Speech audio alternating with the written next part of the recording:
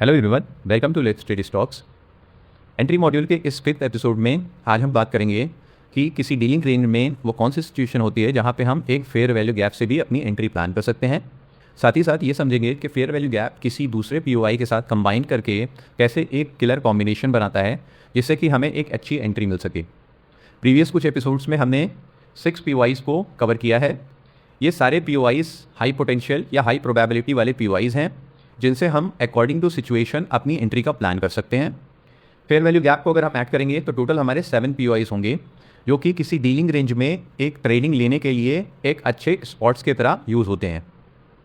इसके साथ साथ ऐसे तो बहुत से और भी पीओआईज़ होते हैं, लेकिन हम अपने इस लिक्विडिटी मॉड्यूल में इन 7 पीओआईज़ को ही लिमिटेड रखेंगे ताकि कोई कन्फ्यूज़न हमें ना हो। ये सारे बेसिक पीओआईज़ होते हैं क्योंकि बाकी सारे पीओआई इन पीओआई से कहीं ना कहीं कंबाइन होकर बनते हैं। इसके अलावा प्रोपल्शन ब्लॉक, रिजेक्शन ब्लॉक, ढेरों और भी पीओआईज़ हैं जिनको कि लोग ट्रेड करते हैं, लेकिन it is just a matter of terminology.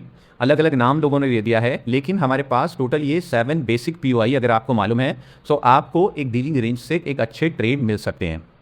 Okay, सो हमने डीलिंग रेंज को हर एपिसोड में बार बार अच्छे से समझा है। ये डीलिंग रेंज क्या है? जब कभी भी प्राइस किसी डायरेक्शन में ट्रैवल करता है, जैसे कि प्राइस ने, अभी आप देख पा रहे हैं कि प्राइस ने प्रीवियस सेल साइड लिक्विडिटी को लिया, सो यहाँ पे हम बोल सकते हैं कि प्राइस एक डाउन डायरेक्शन में है क्योंकि प्राइस ने प्रीवियस स्विंग लो के लिक्विडिटी को रन किया है। ओके, सो प्राइस ने एक साइड की लिक्विडिटी लिया है, अभी हमारी अपोजिट साइड की लिक्विडिटी प्रोटेक्टेड है। इन एनी केस जब प्राइस रिट्रेसमेंट स्टार्ट करता है और ये रिट्रेसमेंट अपोजिट साइड की लिक्विडिटी को भी ले लेता है तो इसे हम एक रिवर्सल स्ट्रक्चर के नाम से जानते हैं, या ये हमें रिवर्सल होने का इंडिकेशन देता है। ओके, जैसे ही हमारा रिवर्सल एस्टेब्लिश होता है, यानी कि मेरी फर्स्ट कैंडल जो भी इस लिक्विडिटी से ऊपर क्लोजिंग देगी वहाँ पे हमारा रिवर्सल कंफर्म हो जाता है। उसके बाद हम नेक्स्ट उसी डायरेक्शन में एक स्विंग बनने का वेट करते हैं। जैसे ही वो स्विंग मेरा बन जाता है, वो स्विंग हाई और अपोजिट साइड का एक्सट्रीम स्विंग लो, इसको मिलाने से हमारी एक डीलिंग रेंज एस्टेब्लिश होती है। ये डीलिंग रेंज हमारा वो स्पॉट है जहाँ से हम अपने ट्रेडिंग का प्लान करते हैं। ये ट्रेडिंग प्लान कहाँ से होगा? रिस्पेक्टिव पीओआई से, जिनके बारे में अभी हमने पिछले कुछ एपिसोड्स में चर्चा की।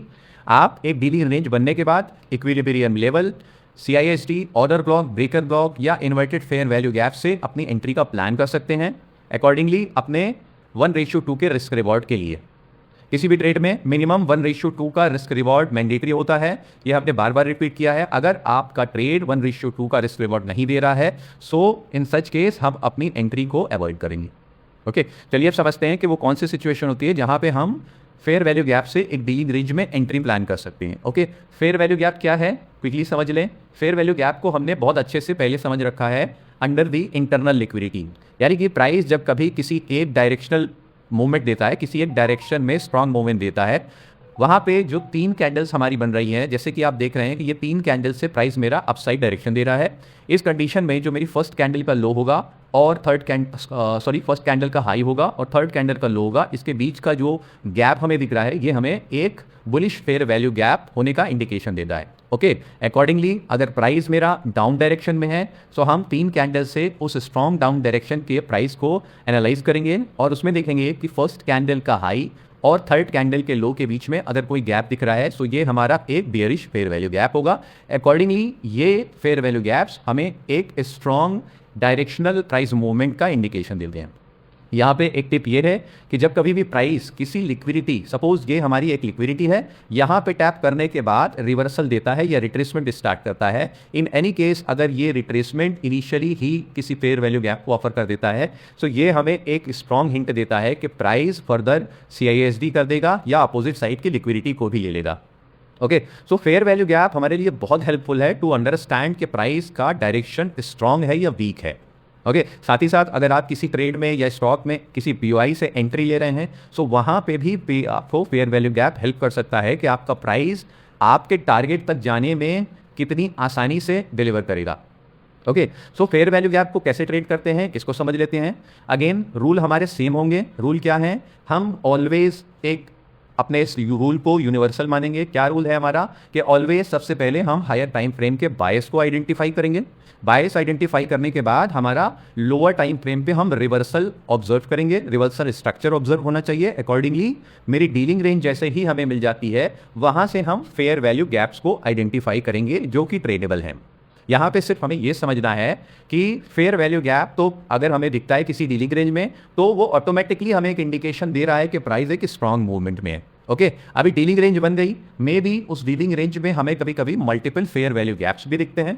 उन मल्टीपल फेयर वैल्यू गैप्स में कौन सा फेयर वैल्यू गैप हमारे लिए ज़्यादा इंपॉर्टेंस रखता है या कम लगता है, इसको हम आगे समझते हैं। यहाँ पे मेरा प्राइस डाउन डायरेक्शन में था, ये मेरी एक डीलिंग रेंज स्टैब्लिश हुई। अब इस डीलिंग रेंज में हो सकता है 1, 2, 3 मल्टीपल फेयर वैल्यू गैप्स आपको दिखे। इन एनी केस हमें सारे फेयर वैल्यू गैप पे ट्रेड नहीं करना है और ना ही किसी फेयर वैल्यू गैप पे एंट्री क्विकली लेने की कोशिश करनी है। हमें रिस्पेक्टिव फेयर वैल्यू गैप ही ट्रेड करने हैं। ये फेयर वैल्यू गैप कौन से होंगे, इसको हम लाइन चार्ट से समझते हैं। सबसे पहले हमारा फेयर वैल्यू गैप आता है जो कि बनेगा with the formation of reversal dealing range, यानी कि यहाँ पे आप जैसा कि देख पाएंगे कि प्राइस पहले एक डाउन डायरेक्शन में था, आपका प्राइस, हमारा प्राइस एक डाउन डायरेक्शन बना रहा है। डाउन डायरेक्शन कैसे बना रहा है, देखिए प्राइस ने एक डाउन मूवमेंट दिया, रिट्रेसमेंट दिया, उसके बाद प्राइस ने प्रीवियस स्विंग लो को ब्रेक कर दिया। सो ये प्राइस हमारा डाउन डायरेक्शन में था। अकॉर्डिंगली प्राइस ने फिर से रिट्रेसमेंट स्टार्ट किया, लेकिन इस बार रिट्रेसमेंट के साथ प्राइस ने प्रीवियस बाय साइड की लिक्विडिटी को भी यहाँ से ब्रीच कर दिया। सो इस केस में हम बोल सकते हैं कि प्राइस ने हमारे इजीली एक रिवर्सल स्ट्रक्चर एस्टेब्लिश कर लिया है। ये हमारी एक डीलिंग रेंज बन गई। अब ये जो मेरी डीलिंग रेंज बन रही है that is a dealing range of reversal structure.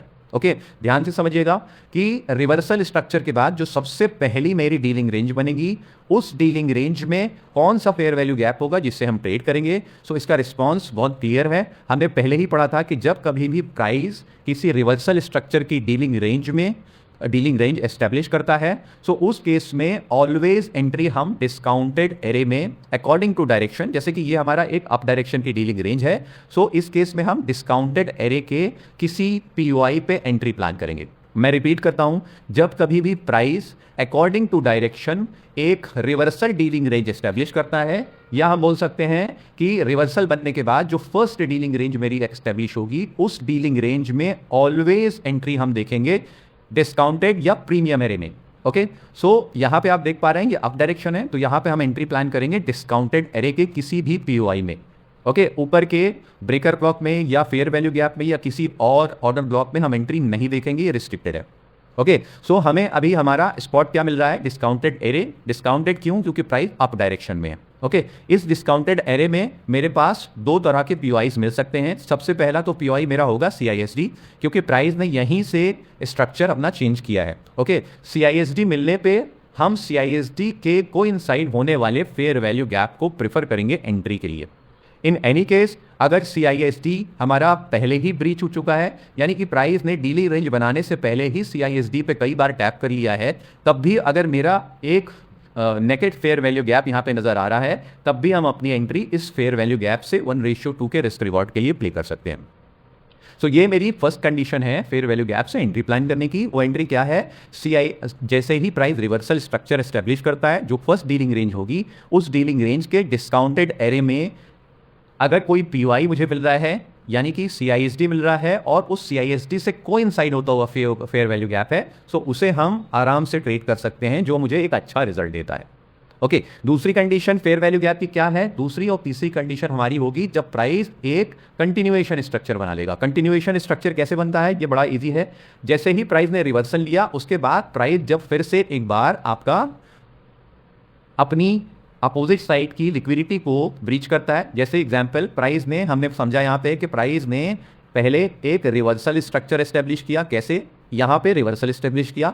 अब प्राइस जब रिट्रेस करने के बाद वापस से इस अपोजिट साइड की लिक्विडिटी को रन कर देगा, सो मेरा ये कंटिन्यूएशन स्ट्रक्चर बन जाएगा। ये जो स्ट्रक्चर हमारा बन रहा है, ये एक कंटिन्यूएशन स्ट्रक्चर है।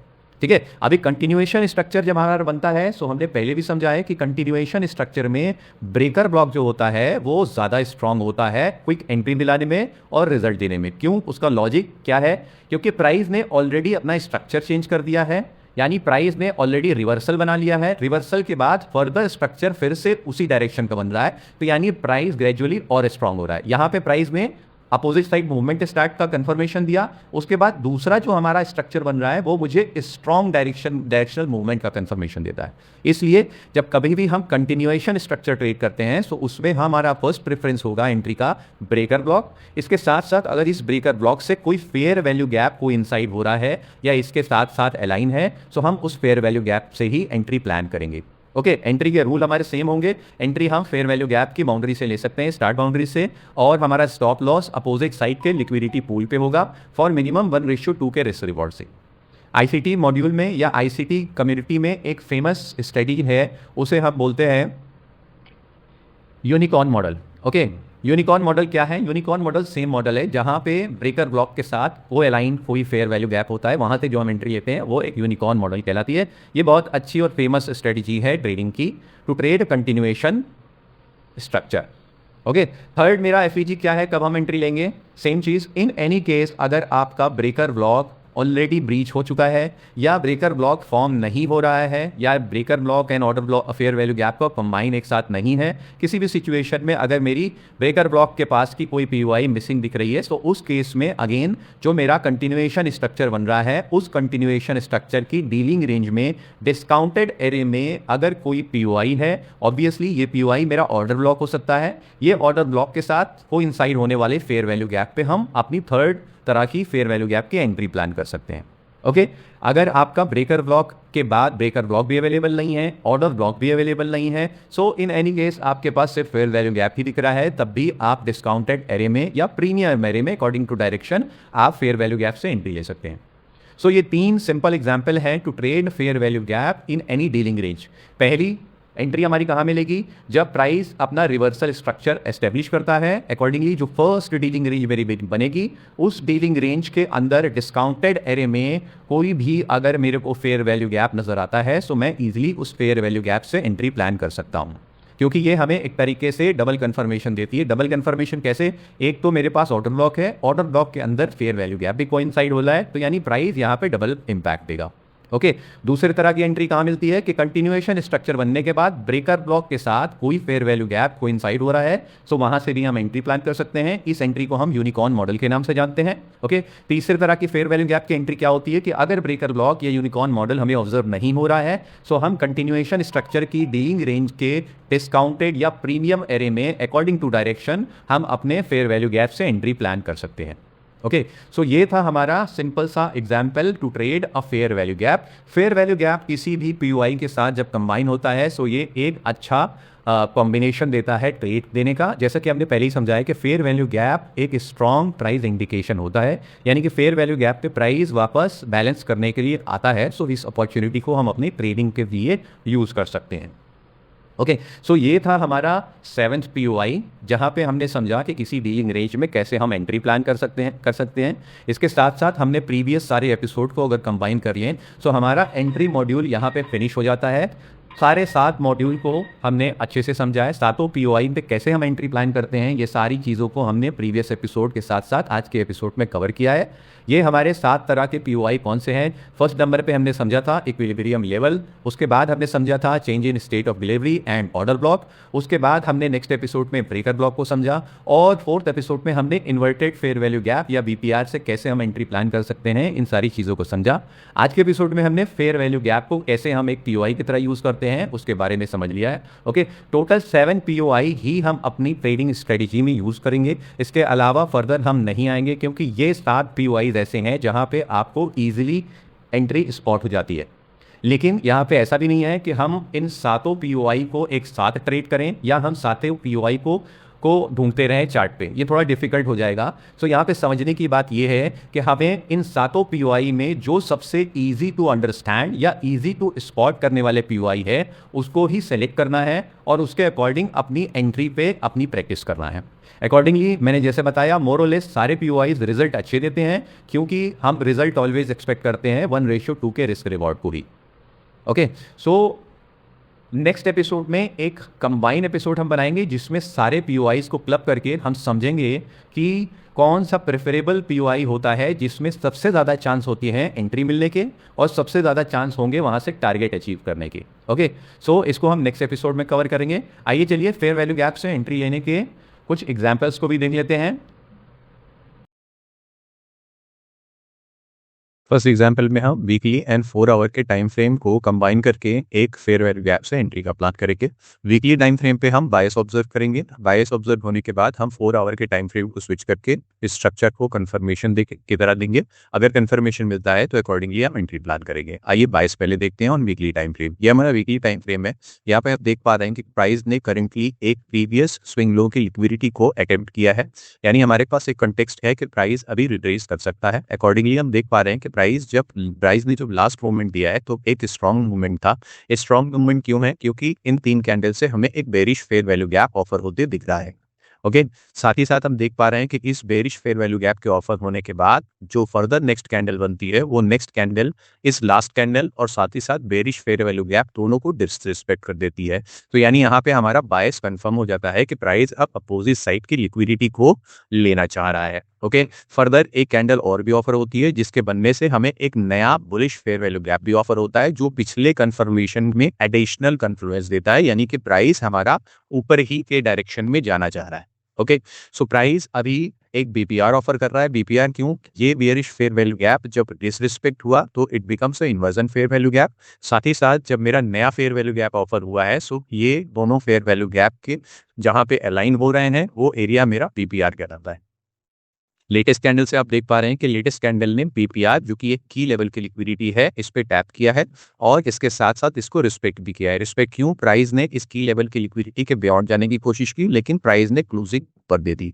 स्वीप और रिस्पेक्ट कैंडल क्या होती है इसको हमने अच्छे से प्रीवियस एपिसोड में कवर किए हैं। आप प्रीवियस एनालिसिस की प्लेलिस्ट को रेफर करके इसको एक बार रिव्यू फिर से कर सकते हैं। ओके, जैसा हम देख पा रहे हैं कि प्राइस ने फिलहाल तो एक की लेवल की लिक्विडिटी को रिस्पेक्ट किया है, साथ ही साथ अगर हम देखेंगे तो प्रीवियस कैंडल की लो साइड की लिक्विडिटी को भी रिस्पेक्ट किया है, यानी कि हमारा एक नॉर्मल बायस जो होता है दो तरह का कंफर्मेशन दे रहा है। यानी अब हम प्राइस को ऊपर ट्रेड कर सकते हैं subject to structure formation. Okay, so ये मेरी लेटेस्ट वीक की कैंडल है। लेटेस्ट वीक मेरा कौन सा है? 3rd of February को स्टार्ट होता है जो कि 7th of February को एंड होता है। ओके, सो इस कैंडल के कंप्लीशन पे हम 4 आवर के टाइम फ्रेम पे चलेंगे। 4 आवर की लास्ट कैंडल बनने के बाद हम अपना एनालिसिस स्टार्ट करेंगे कि क्या प्राइस ने कोई स्ट्रक्चर बनाया है कि नहीं। सो ये हम 4 आवर की चार्ट पे आते हैं और हम देखते हैं कि ये मेरी 4 आवर की लास्ट कैंडल है। यहाँ से हमें एनालिसिस स्टार्ट करना है। एनालिसिस किसका? एक रिवर्सल स्ट्रक्चर के एस्टेब्लिश होने का। सो जैसा आप देख पा रहे हैं कि प्राइस ने अभी 3rd of February को ही जो ओपनिंग हुई थी इस कैंडल ने इस दोनों बीपीआर लेवल और नए फेयर वैल्यू गैप को ऑलरेडी टैप किया था। इसको टैप करने के बाद प्राइस ने अपोजिट साइड पे डिस्प्लेसमेंट दिया। इस डिस्प्लेसमेंट को हम ऐसे ऑब्जर्व कर सकते हैं कि प्राइस ने पहले एक सेल साइड लिक्विडिटी को लिया। इसके साथ साथ प्राइस ने जब रिवर्सल स्टार्ट किया तो रिवर्सल के साथ प्राइस ने एक बाय साइड की लिक्विडिटी को भी रन कर दिया। एक्चुअली ये बाय साइड की लिक्विडिटी नहीं है, मेरी बाय साइड की लिक्विडिटी ये वाली होगी जो लास्ट सेलिंग मूव आ रहा है। ठीक है, ये मेरा लास्ट सेलिंग मूव था। पहले मेरी सेल साइड की लिक्विडिटी अटेम्प्ट हुई, उसके बाद प्राइस ने बाय साइड की लिक्विडिटी को भी रन कर दिया। ओके, यानी मेरा एक रिवर्सल स्ट्रक्चर एस्टेब्लिश हो गया। इसके साथ साथ फर्दर प्राइस ने एक डीलिंग रेंज भी एस्टेब्लिश की है। डीलिंग रेंज कहाँ से है? लेटेस्ट स्विंग लो से नया वाला स्विंग हाई तक के बीच की रेंज हमारी एक डीलिंग रेंज कहलाती है। इस डीलिंग रेंज के बनने के बाद हमें अपने पीओआई ऑब्जर्व करने हैं। जैसा कि हमने बात की थी कि डीलिंग रेंज के ऑब्जर्व होने के बाद हम ऑलवेज ट्रेड प्लान करते हैं डिस्काउंटेड एरे में। अगर प्राइस हमारा अप डायरेक्शन में है तो हम डिस्काउंटेड एरे के किसी पीओआई से एंट्री प्लान करेंगे। ओके, सो अभी हम देख पा रहे हैं कि डिस्काउंटेड एरे में मेरे पास कोई पीओआई नहीं है क्योंकि सीआईएसडी इस कैंडल से एस्टेब्लिश हुआ और प्राइस ने ऑलरेडी सीआईएसडी पे एंट्री दे दी है। उसके साथ साथ हम क्या देख पा रहे हैं कि प्राइस एक डिस्काउंटेड एरे में अभी ओपन फेयर वैल्यू गैप भी रख रहा है जो कि ये फेयर वैल्यू गैप है। ओके, सो यहाँ पे हम प्राइस के टैप होने पे अपनी एंट्री प्लान कर सकते हैं। क्यों? क्योंकि डीलिंग रेंज प्राइस ने अभी रिसेंटली स्ट्रक्चर चेंज किया है। स्ट्रक्चर चेंज होने के बाद रिसेंटली अपना एक डीलिंग रेंज एस्टेब्लिश की है। डीलिंग रेंज एस्टेब्लिश होने पे हम उस पीओआई के प्रीमियम या डिस्काउंट एरे से एंट्री प्लान कर सकते हैं फॉर बेटर रिस्क और रिवॉर्ड। सो यहाँ पे देखते हैं कि अगर हम यहाँ से एंट्री प्लान करते हैं तो स्टॉप लॉस हमारा ऑलवेज स्ट्रक्चर के लिक्विडिटी पूल के लो होगा और टारगेट हम अपने बायस की लिक्विडिटी को ही रखेंगे जो कि प्रीवियस स्विंग हाई है। इन दिस केस देखते हैं प्राइस कहाँ तक जाता है और अकॉर्डिंगली हम अपने टारगेट को पहले काउंट करेंगे या कैलकुलेट करेंगे कि कितना रिस्क और रिवॉर्ड हमारा मिल रहा है। ओके, सो इस केस में अगर आप देखेंगे तो यहाँ पे एक बहुत मैसिव रिस्क रिवॉर्ड दिखा रहा है जो कि 1:5 का है। ये एक एक्सेप्शनल रिस्क रिवॉर्ड है, बट जैसा कि पहले मैंने सजेस्ट किया है कि हम मिनिमम 1:2 पे कुछ partial stop loss partial profit जरूर बुक करते हैं to avoid any kind of eventual price action. Okay, so देखते हैं प्राइस ने हमारे इस फेयर वैल्यू गैप पे एंट्री दी या नहीं दी। अकॉर्डिंगली प्राइस ने मूवमेंट स्टार्ट किया। अभी भी प्राइस ने हमारे एंट्री टैप नहीं की है। आगे हम देख पा रहे हैं प्राइस ने इस कैंडल से हमारी एक एंट्री टैप कर दी है। आप देखिए लेटेस्ट जो कैंडल मेरी बनी है, लेटेस्ट कैंडल ने इस फेयर वैल्यू गैप से एंट्री टैप की। अकॉर्डिंगली ऊपर साइड पे रिएक्शन स्टार्ट किया। तो अभी आप देख रहे हैं कि प्राइस ने clearly extreme fair value gap, जो कि ये फेयर वैल्यू गैप अगर आप दूसरी तरह से समझेंगे तो ये फेयर वैल्यू गैप चूंकि रिवर्सल हुआ है और ये लेवल मेरा जो बन रहा है ये एक तरीके से CISD लेवल भी है हमारा, जो कि क्या इंडिकेट करता है कि हमारा प्राइस या हमारा जो फेयर वैल्यू गैप है वो एक CISD लेवल से कोइंसाइड कर रहा है। इसलिए ये एक हाई प्रोबेबिलिटी ट्रेडिंग सेटअप है after structure formation. Okay, price ने यहाँ से एंट्री ऑलरेडी दे दी है। हम अपने रन थ्रू के थ्रू देखते हैं कि प्राइस ने हमें टारगेट कब डिलीवर किया है या कितना टाइम लगा है। ओके, सो रन थ्रू करने पे हम देख पा रहे हैं कि प्राइस ने हमें इजी टारगेट डिलीवर किया। इसको एक बार फिर से हम रिपीट करते हैं कि हमने पहले बायस ऑब्जर्व किया था वीकली टाइम फ्रेम पे। वीकली टाइम फ्रेम पे करंट कैंडल ने किसी BPR पे टैप किया था, यानी कि BPR को स्वीप करते हुए दिखा था। इसके साथ साथ इस स्वीप कैंडल ने प्रीवियस कैंडल की लिक्विडिटी को भी स्वीप की थी। सो हमें एक क्लियर बायस मिला था कि प्राइस ऊपर के साइड की लिक्विडिटी लेना चाह रहा है। अकॉर्डिंगली हमने टाइम फ्रेम स्विच किया। टाइम फ्रेम स्विच करने पे हमने देखा कि प्राइस ने सेल साइड लिक्विडिटी लिया। उसके बाद हमने वेट किया या हमने देखा कि प्राइस ने बाय साइड लिक्विडिटी भी ले लिया है। बाय साइड लिक्विडिटी लेने के बाद हमने एक डीलिंग रेंज को वेट किया बनने का। डीलिंग रेंज बनने के बाद हमने डिस्काउंटेड एरे में, चूंकि ये डीलिंग रेंज हमारी अप डायरेक्शन की बन रही है, तो हम डिस्काउंटेड एरे के किसी फेयर वैल्यू गैप को ऑब्जर्व करेंगे। इस केस में सिंगल फेयर वैल्यू गैप मिल रहा है, किसी केस में आपको 2 फेयर वैल्यू गैप मिल सकते हैं। ये आपकी चॉइस है कि आप फर्स्ट फेयर वैल्यू गैप से एंट्री लें या सेकंड से लें, because it totally depends on your risk reward. अगर आपका रिस्क रिवॉर्ड अच्छे से डिलीवर हो रहा है या मैनेज हो रहा है ये रिस्क, तो आप फर्स्ट वाले फेयर वैल्यू गैप से भी ले सकते हैं या सेकंड से भी। But preferably last fair value gap जो होता है वहां तक प्राइस जरूर से एंट्री देता है। ओके, अकॉर्डिंगली प्राइस ने हमारे फेयर वैल्यू गैप पे एंट्री टैप की और हमारे टारगेट को इजीली डिलीवर किया। देखते हैं दूसरे एग्जांपल को। इस एग्जाम्पल में हम 1 डे और 1 आवर के टाइम फ्रेम को कंबाइन करके एक फेयर वैल्यू गैप या यूनिकॉर्न मॉडल से एक एंट्री का प्लान करेंगे। डेली चार्ट पे हम देख रहे हैं लेटेस्ट कैंडल ने प्रीवियस कैंडल की लिक्विडिटी को स्वीप किया है। इसके साथ साथ प्रीवियस की लेवल की लिक्विडिटी जो कि एक स्विंग लो है इसको भी स्वीप किया है। एंड हम अपने बायस को एस्टेब्लिश कर सकते हैं कि प्राइस अब अपोजिट साइड की लिक्विडिटी पर जाने के लिए तैयार है।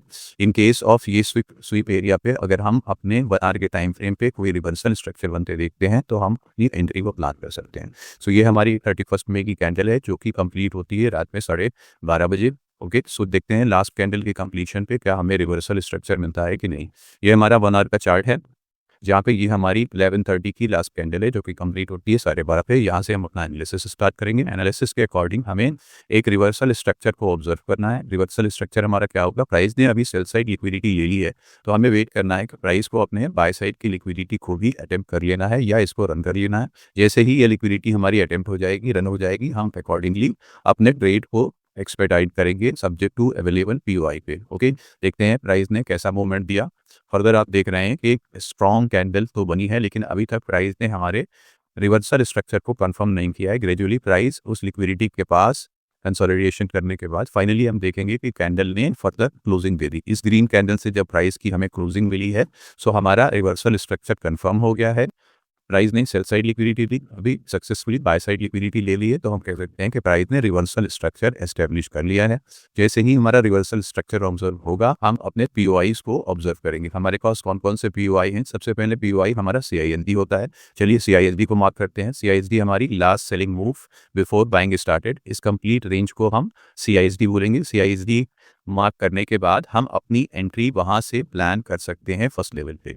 ये बहुत अच्छा सा एग्जांपल है, आप बच्चे भी देख पा रहे हैं कि जैसे ही प्राइस ने डीलिंग रेंज तो यहाँ पे एस्टेब्लिश की है, लेकिन CISD इस ग्रीन कैंडल के क्लोजर पे बना दी थी। ओके, CISD बनने के बाद नेक्स्ट रेड कैंडल ने इस CISD पे टैप कर लिया है, हेंस ये CISD लेवल मेरे लिए मिटिगेटेड कहलाएगा, यानी अब हमारे लिए इस पे एंट्री लेना थोड़ा सा रिस्की होगा, हम अवॉइड करेंगे। ओके, लेकिन ये CISD लेवल तो मेरा मिल गया है। अब इसके साथ साथ हमारे दूसरे ऑप्शन एंट्री की क्या बन सकते हैं, जो कि है इस CISD के अंदर अवेलेबल फेयर वैल्यू गैप से। ओके, देखते हैं हमारे पास कौन से ओपन फेयर वैल्यू गैप है जहां से हम एंट्री प्लान कर सकते हैं। आप जैसे देख पा रहे हैं कि ये मेरा एक लास्ट फेयर वैल्यू गैप दिख रहा था, आउट फेयर वैल्यू गैप था जो प्राइस ऊपर जाते हुए फॉर्म हुआ था, और ये फेयर वैल्यू गैप भी मेरा इस कैंडल से डिविएट हो चुका था। इस कैंडल से फेयर वैल्यू गैप बना था, नेक्स्ट कैंडल ने इस फेयर वैल्यू गैप पे टैप कर लिया था, यानी ये फेयर वैल्यू गैप भी अभी हमारे लिए कोई यूज का नहीं है। ओके, देखते हैं और कोई एरिया है। अगर आप डाउन ट्रेंड में देखेंगे, जब प्राइस डाउन साइड मूवमेंट दे रहा था, सो मूवमेंट देते वक्त प्राइस ने एक इन्वर्जन फेयर वैल्यू गैप भी ऑफर किया था। अगर हम इस इन्वर्जन फेयर वैल्यू गैप को एक्सटेंड करके रखते हैं तो हमें दिख रहा है कि यहाँ पे एक BPR लेवल बन रहा है। सो ये BPR अभी हमारे पास ओपन है, अनमिटिगेटेड है, इसके ऊपर प्राइस अभी नहीं आया है। सो हैन इस BPR लेवल की फर्स्ट बाउंड्री से हम एंट्री प्लान कर सकते हैं सब्जेक्ट टू 1:2 के रिस्क रिवॉर्ड से। ओके, देखते हैं प्राइस ने हमारी एंट्री दी है या नहीं दी है। अकॉर्डिंगली स्टॉप लॉस हमेशा लिक्विडिटी पूल के अपोजिट साइड रखेंगे। टारगेट हमारा होगा बायस की लिक्विडिटी। ओके, सो इस एग्जांपल में अगर हम देख पा रहे हैं तो प्राइस हमें 1:1.67 का टारगेट दे रहा है, जो कि हमारी मैंडेटरी रिक्वायरमेंट 1.2 के रिस्क रिवॉर्ड को फुलफिल नहीं करता है। लेकिन प्राइस हमारा एक स्ट्रॉन्ग मूवमेंट में है, सो हम फर्दर कंटिन्यूएशन ट्रेंड में भी 1:2 के रिस्क रिवॉर्ड को प्ले कर सकते हैं till this liquidity.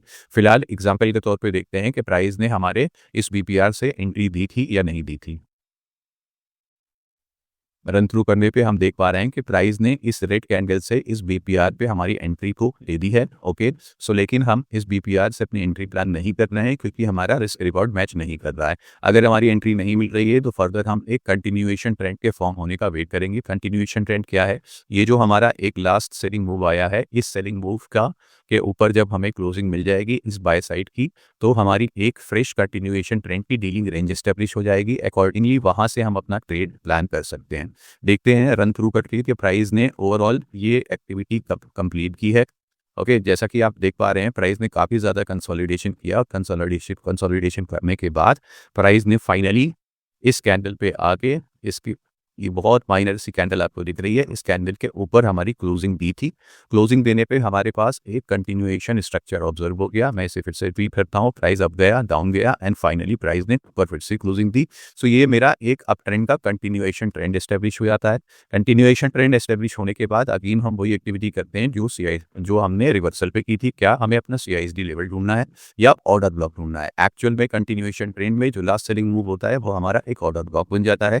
Order block अगर आप देखेंगे तो यहाँ पे हमारा order block seen before continuation structure confirmation, हमारा ऑर्डर ब्लॉक ऑलरेडी बन चुका था और इस ऑर्डर ब्लॉक पे प्राइस ने यहाँ पे टैप भी कर लिया था। तो अभी हमारे पास इस ऑर्डर ब्लॉक पे दोबारा ट्रेड करने का कोई रीजन नहीं है, हम इसे इग्नोर करेंगे। साथ ही साथ हम देखेंगे कि प्राइस ने कोई अगर ब्रेकर ब्लॉक बनाया होगा या कोई और POI बनाया होगा तो हम उससे एंट्री प्लान करेंगे। इसके साथ साथ आप देख पा रहे हैं कि प्राइस ने जब इस कैंडल से क्लोजिंग दी है तो वापस प्राइस ने रिवर्सल स्टार्ट किया है। रिवर्सल स्टार्ट करने के बाद प्राइस वापस से आपके इस कंटेक्स्ट एरिया में आया है और इस कंटेक्स्ट एरिया में आने के बाद प्राइस ने एक नया कंटिन्यूएशन स्ट्रक्चर फिर से एस्टेब्लिश कर लिया है। आप ध्यान से देखेंगे तो प्राइस ने एक्चुअली में ट्रैवल किया है, यहाँ से ऊपर तक का ट्रैवल किया था। अगेन प्राइस ने रिट्रेसमेंट दिया और फाइनली प्राइस ने फिर से इस ग्रीन कैंडल से आपकी एक नया कंटिन्यूएशन स्ट्रक्चर एस्टेब्लिश कर लिया। अब इस कंटिन्यूएशन स्ट्रक्चर में हम अगेन अपने किसी POI से एंट्री प्लान कर सकते हैं। ये POI मेरा क्या होगा? या तो मेरा ये ऑर्डर ब्लॉक होगा जिससे हम एंट्री प्लान करेंगे, और या तो हम यहाँ से देख पा रहे हैं कि जो ये मेरा लास्ट बाइंग मूव आया था, इस बाइंग मूव को अगर हम एक्सटेंड करते हैं तो ये बाइंग मूव पूरा का पूरा मेरा एक ब्रेकर ब्लॉक बना रहा है। सरप्राइजिंगली इस ब्रेकर ब्लॉक पे अगर आप देखेंगे, हम अभी इस कैंडल के क्लोजिंग पे बात कर रहे हैं, ब्रेकर ब्लॉक ऑलरेडी मेरा कंफर्म हो गया है। ब्रेकर ब्लॉक के साथ अगर आप चेक करेंगे तो ये मेरा एक फेयर वैल्यू गैप भी दिख रहा है, जो कि इन एक्चुअल आपका एक हाई प्रोबेबिलिटी वाला हमारा यूनिकॉर्न मॉडल बनाते हुए दिख रहा है। ओके, सो जैसे ही मेरा ये एक यूनिकॉर्न मॉडल एस्टेब्लिश हुआ, हम फर्दर यहाँ से एंट्री प्लान कर सकते हैं towards opposite side of liquidity. देखते हैं प्राइस ने हमें एंट्री दिया है कि नहीं। वैसे आप देख रहे हैं कि प्राइस ने एंट्री ऑलरेडी दे दिया है। अपोजिट लिक्विडिटी पूल पे हमने टारगेट रखा है स्टॉप लॉस रखा है, टारगेट हमारा सेम ये लिक्विडिटी पूल था, तो जिस पे हम एटलीस्ट 1:2 के रिस्क रिवॉर्ड को चेक करेंगे। ओके, सो आप देख पा रहे हैं कि प्राइस ने इन एक्चुअल इस यूनिकॉर्न मॉडल पे प्राइस को डिलीवर किया है, एंट्री भी दी है और हमारा टारगेट भी डिलीवर। सो ये था हमारा आज का एपिसोड, जिसपे हमने बहुत अच्छे से बात की कि फेयर वैल्यू गैप से किसी डीलिंग रेंज में कैसे हम एंट्री प्लान कर सकते हैं। इसके 3 प्रोसेस को हमने समझा था कि जब कभी भी रिवर्सल स्ट्रक्चर एस्टेब्लिश होता है, सो उसकी जो फर्स्ट डीलिंग रेंज होती है, उस डीलिंग रेंज में अवेलेबल CISD के से कोइंसाइड करने वाला डिस्काउंट लेवल का जो फेयर वैल्यू गैप होगा, वहाँ से हम अपनी एंट्री प्लान कर सकते हैं। इन एनी केस अगर 1:2 का रिस्क रिवॉर्ड नहीं मिलता है, सो हम प्राइस को फर्दर एक कंटिन्यूएशन स्ट्रक्चर बनाने का वेट करेंगे। जैसे ही प्राइस कंटिन्यूएशन स्ट्रक्चर इस टाइप का बनाएगा, हम फिर प्राइस के कंटिन्यूएशन स्ट्रक्चर में किसी और ब्लॉक के PY से एंट्री प्लान कर सकते हैं। ओके, ये मेरा कंटिन्यूएशन स्ट्रक्चर था। इस कंटिन्यूएशन स्ट्रक्चर की उस डीलिंग रेंज में अगर कोई ऑर्डर ब्लॉक दिखता है, तो डिस्काउंटेड एरे के उस ऑर्डर ब्लॉक में अवेलेबल कोई भी फेयर वैल्यू गैप से हम एंट्री प्लान कर सकते हैं। तीसरा एंड सबसे स्ट्रॉन्ग और बहुत अच्छा मॉडल हमने यूनिकॉर्न मॉडल समझा था। जब भी प्राइस जो है कंटिन्यूएशन स्ट्रक्चर एस्टेब्लिश करता है, इस कंटिन्यूएशन स्ट्रक्चर में अगर प्राइस हमारा ब्रेकर ब्लॉक फॉर्म कर रहा है और उस ब्रेकर ब्लॉक से कोइंसाइड होता हुआ हमारा कोई एक फेयर वैल्यू गैप अवेलेबल है, जैसे कि इस लास्ट एग्जांपल में हमने देखा था, ये लास्ट सेलिंग मूव आपका आया, उसके बाद प्राइस ने यहाँ से एक ऑर्डर ब्लॉक बना दिया था। अगर आप ध्यान देंगे तो ये ब्रेकर ब्लॉक जो है यहाँ पे एस्टेब्लिश हुआ था। इस ब्रेकर ब्लॉक के साथ साथ मेरा एक फेयर वैल्यू गैप भी कोइंसाइड हो रहा था। हेंस हम इस ब्रेकर ब्लॉक के अंदर अवेलेबल फेयर वैल्यू गैप से अपनी एंट्री प्लान करेंगे। इस एंट्री को हम यूनिकॉर्न मॉडल के अंदर कंसिडर करते हैं। ओके, सो ओवरऑल आज के एपिसोड में हमने फेयर वैल्यू गैप से एंट्री की डिटेल देख ली। नेक्स्ट एपिसोड में हम एक कंसोलिडेटेड वीडियो लाएंगे, जिसमें कि सारे POIs को थॉरोली ऑब्जर्व करेंगे और समझेंगे कि कौन से POI सबसे बेस्ट कैपेसिटी रखते हैं एंट्री दिलाने की, या कौन से POIs होते हैं साथ साथ जो हाई प्रोबेबिलिटी ट्रेड डिलीवर करते हैं टुवर्ड्स आवर एक्सपेक्टेड टारगेट। सो उम्मीद करता हूँ आपको ये एपिसोड पसंद आया होगा, और अगर आपको ये एपिसोड पसंद आया है, सो मैं रिक्वेस्ट करूंगा कि अपने फ्रेंड सर्किल में इस एपिसोड को या इस चैनल को शेयर करें, ताकि वो भी अपनी एक ट्रेडिंग स्किल्स को एनहांस कर सकें। सो मिलते हैं नेक्स्ट एपिसोड में, नहीं तब तक के लिए ऑल द बेस्ट।